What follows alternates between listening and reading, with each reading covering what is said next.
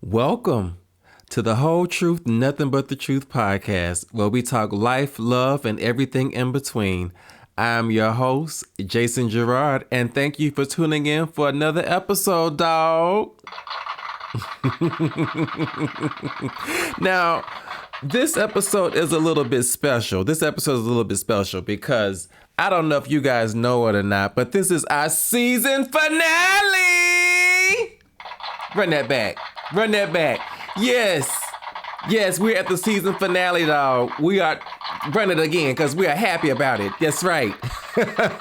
We are at the season finale, and I just want to take a moment to thank all of you guys that have been riding with me through this first chapter of the Whole Truth, Nothing But the Truth podcast. Again, where we talk life, love, and everything in between. This started as a journal entry a couple years back, and there's been a lot of life that has happened from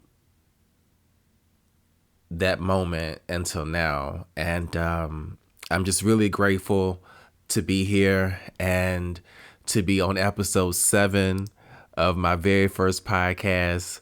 I'm looking forward to many more seasons. I'm looking forward to having guests on season 2. We got the couch ready. I'm just saying it is coming, so be ready. But I'm just really thankful. I'm just really thankful for this, and the feedback that I've gotten has been very warming to my heart and to my soul. It's been very much affirming, of what I'm doing. So I just want to thank you guys for tuning in and riding with me on this journey.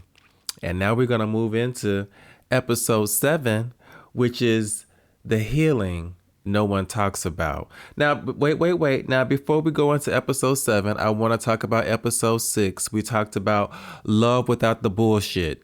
Love without the BS, because, they don't like me cussing on the Instagram and stuff. I don't know why they be shadow banning me. I ain't got nothing but 2 people. Well, I got more than 2 followers. I don't even gonna hold you like that. But, I'm just saying, y'all ain't got to be shadow banning little old me. Let me get on out there.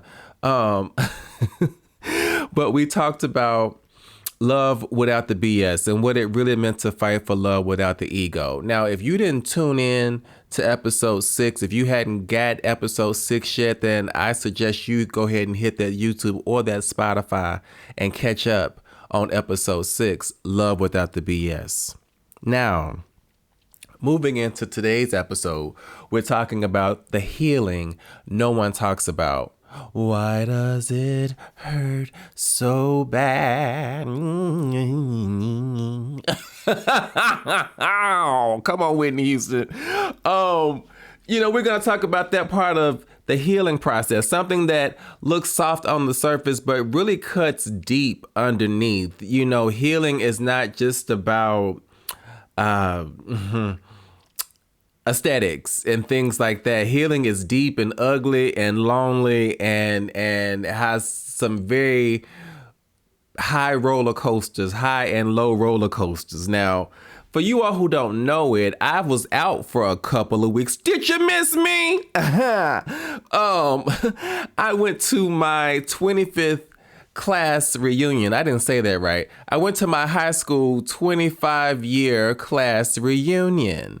And I had a ball. And I mean, it was refreshing. It was healing. It was heartwarming. I left. I can't explain the feeling that I felt when I left, but I felt so full when I left my reunion, full of just happiness. I guess that's just the best way to put it. I was so full of happiness, seeing faces that I hadn't seen in decades, literally decades. I have not seen these people, y'all. I mean, some of them I've seen on Facebook. You see people on Facebook and Instagram, that whole thing. But to actually embrace these people, my classmates, and see them face to face was something that was just, I can't explain it. This was my first reunion. I didn't go to the 10-year reunion. That was COVID on the 20-year. And, now we did the 25. And so I didn't know what to expect. I didn't know what not to expect, but I was going with a very open heart, very optimistic energy. I wanted to have a good time, and I wanted to celebrate life and how far we'd come, and have conversations with classmates. And I did just that. I did just that. The only regret that I have, I don't know if you would call it a regret. Well, it's kind of a regret. I didn't wear my class T-shirt. I wish I would have worn my class T-shirt. Jason gonna walk through. That's just Jason. Jason just, that's just how it goes. You know what I mean? I have, I was gonna walk through. But I didn't participate in that part of the event, and I felt like that was like a symbol of solidarity that I missed out on. And I don't know if that was my ego. I don't know what that was that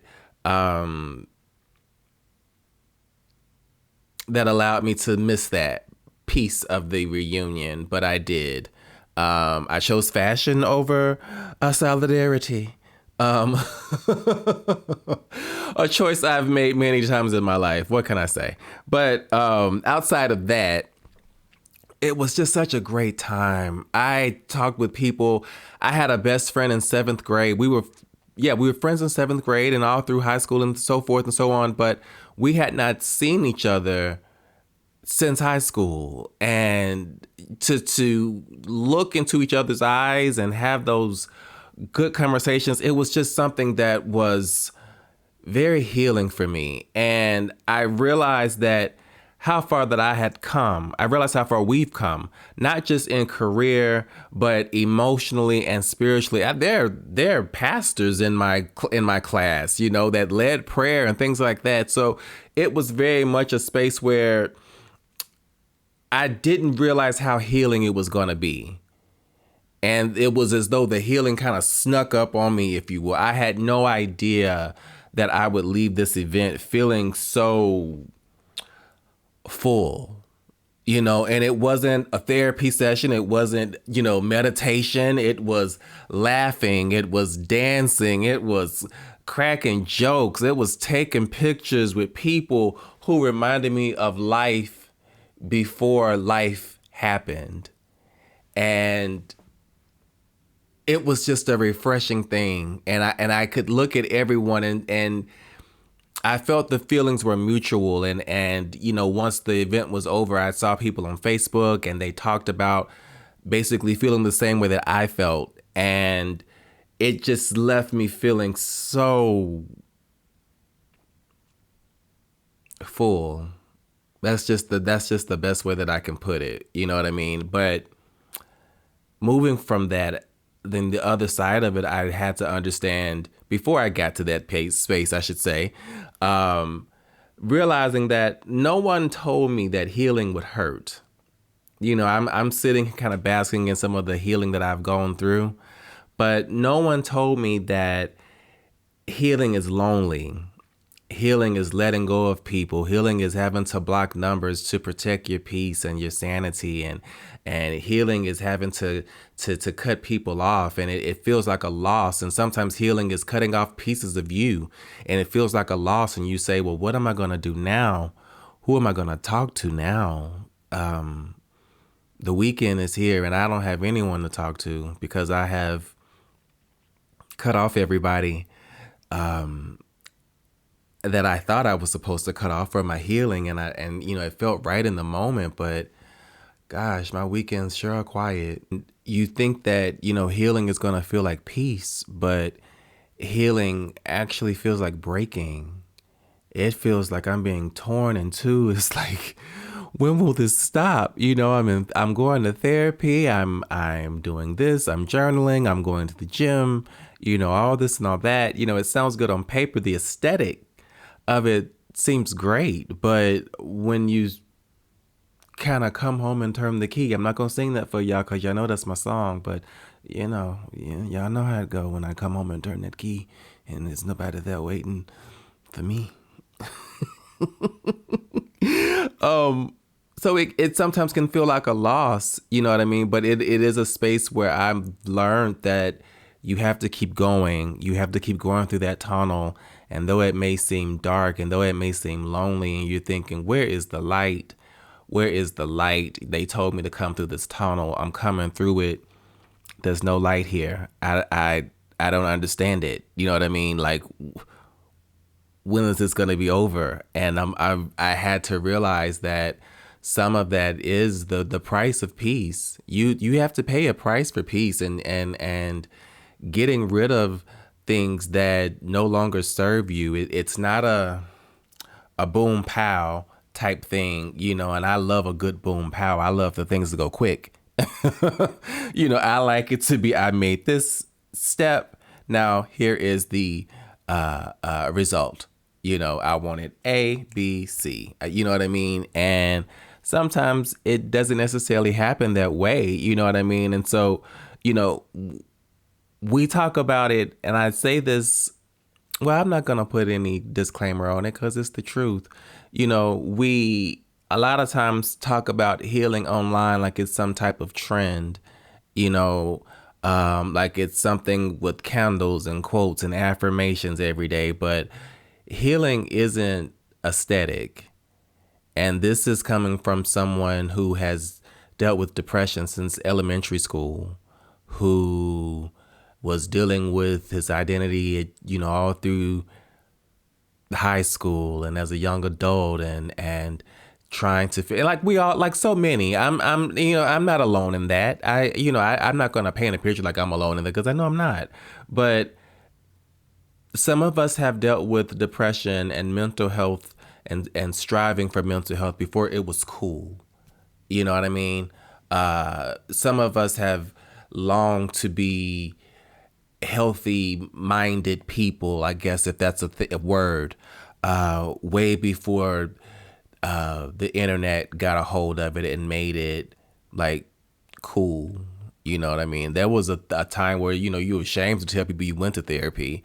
You were ashamed to tell people that you dealt with depression or esteem issues or things of that nature, because people seemed like it was such a unheard of thing, when in all actuality, it was so common then, just like it's so common now. Amen.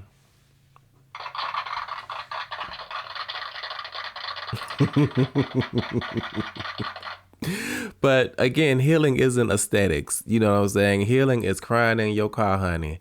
Healing is crying in the shower. Healing is blocking people, again, for your own sanity. It's forgiving yourself when you didn't know better. That's something I'm still dealing with, at my right age of 43, still learning to forgive myself for things I did in my 20s, things I didn't know in my 30s, relationships I wish I would have walked away from. The list goes on, you know what I mean? But what else goes on is life. And I can choose to focus on those things and lick those wounds, or I can see how far I've come in spite of. Amen. Come on, girl. I'm just saying, listen. But I know for me, when I realized that there wasn't a, how can you say it? Healing isn't a destination. It's a practice. Healing is a muscle. And I had to realize that, I realized that when I was going to therapy, and there were some things I was discussing with my therapist that I thought I'd gotten over. I think we were maybe talking about some of my daddy issues or something along those lines. And I thought, we had kind of got to the root of it. We got all the way down to the very root of why these things happened, and all the players that were a part of it. And this is the recipe that brought you here. And, in my mind, I thought, okay, well, all right, we got it. Thank you so much for your time. This has been a great experience for me. I think my copay is, I think we're good there. So I'm just going to go ahead and go. And what I had to realize is that wasn't the end. Once you get to solving one thing, there's something else to solve. There's always something else to solve. Like life, it's coming like life. They say there's always something. Oh Lord, there's always something, and it is. There's always something. You know what I mean? But healing is like a muscle. It's a healing muscle. I'm gonna coin that, the healing muscle. But the more you work the muscle, the stronger you are, and you'll be able to kind of walk over things that maybe used to trip you over before. You know what I mean? But at the same time, if you stop working the muscle, you may begin to trip again. So it's important to work the muscle, practice healing on a daily. Now, don't get me twisted. I'm not downplaying affirmations and journaling and any of that. I'm because I do all of that. I'm because it's needed, but it's a deeper thing for those that really need it. You know what I mean? Again, opposed to trend. No disrespect, no shade, no tea, whatever. Hey, but that's just where that is, and learning that it's a practice is something that has helped me along the way when I just like, oh God, I'm so tired of dealing with stuff. I'm in therapy. What else I got to do? And it's like, well, you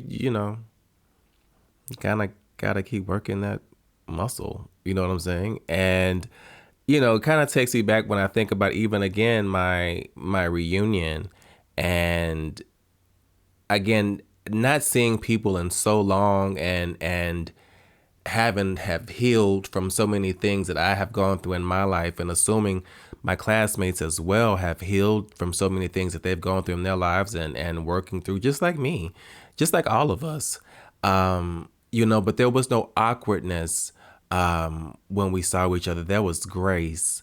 There was, how are you? It's so good to see you. There was, it wasn't, it just was not a bad experience. It was the warmest,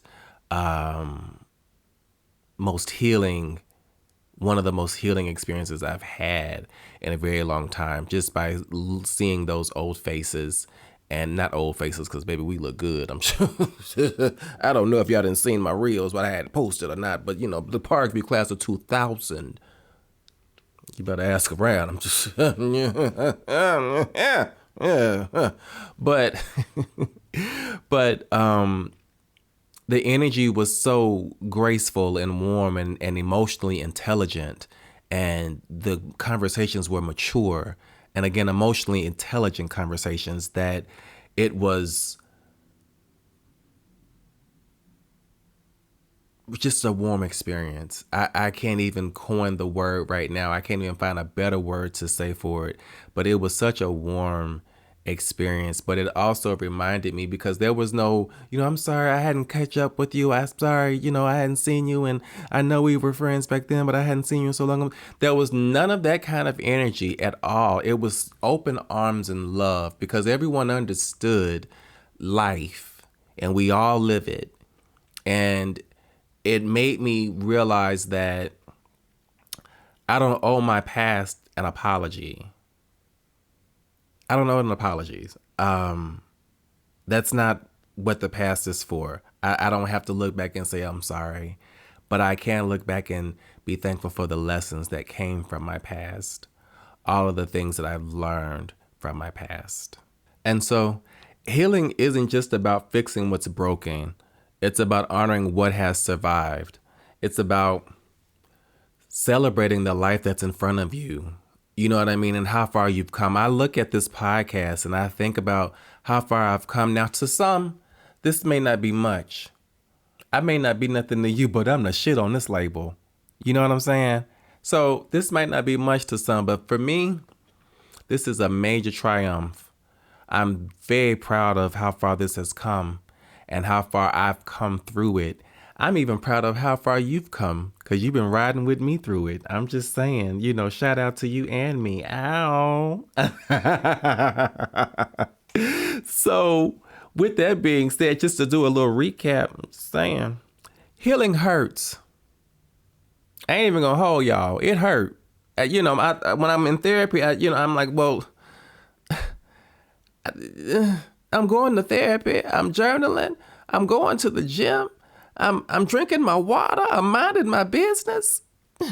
You know, what more do you want from me? I'm just shout out to Tyrese. He is not someone that I enjoy online. I don't know if that's just me or what, but I'm not a just sing, Tyrese. He's one of those people I feel like you should just sing and not veer from it because I'm good, love. But healing hurts, but it's worth it. It is proof that you're alive, that you're evolving, and you're becoming whole again. It's proof that you're here. You know what I'm saying? You give a damn. You know what I'm saying? You give a damn about life. You're here. You're fighting for it. You're here. And so with that, you have to be grateful for it. You have to be grateful. Now, you know what time it is.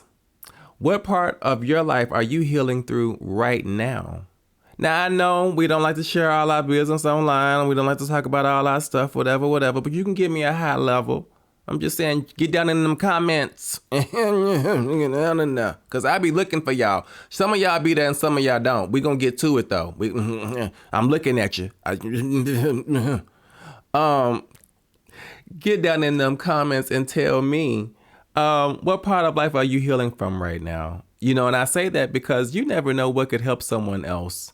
It goes so much further to know that someone else may be dealing with, you know, the same little scar. Sometimes we hide our scars because we think that no one else has the scars at all. But just imagine sometimes how far it would go if you say, hey, I have a scar. And they say, hey, I do too. And just that alone is comfort enough. That alone is comfort enough. We may not have the answers, but damn it, I ain't alone. I'm just saying. So with that being said, guys, as I mentioned at the top of the podcast, this is our season finale. We are here at episode 7. We have done 1 through 7. You know, 7 is the number of completion. I chose that number on purpose. I don't want to get too deep with y'all right now, but 7 is completion. Just saying, 8 is new beginnings. Come on. I'm not going to get into it right now, but I can. Just know that. But no, seriously. This is a season finale for the Whole Truth, Nothing But the Truth podcast, season 1. I want to thank you guys for rolling with me. I thank you guys for listening in with me. I thank you guys for growing with me. Look at my set. I'm just saying, I don't mean to brag, but I'm going to brag for like 2 seconds. See, look at this set, dog. All me. You better ask around. But next season, we're going to be taking a deeper ride. We're going to be talking about even more real issues, more heart, more soul, more honesty. We getting to it. We going to have guests on the couch. Yes, I said the couch. Stay tuned, dog. It's going down in season 2. So I hope you guys have enjoyed the ride because we're going to keep on riding. This is Jason Gerard with the Whole Truth, Nothing But the Truth podcast, where we talk life, love, and everything in between. And until next time, bye.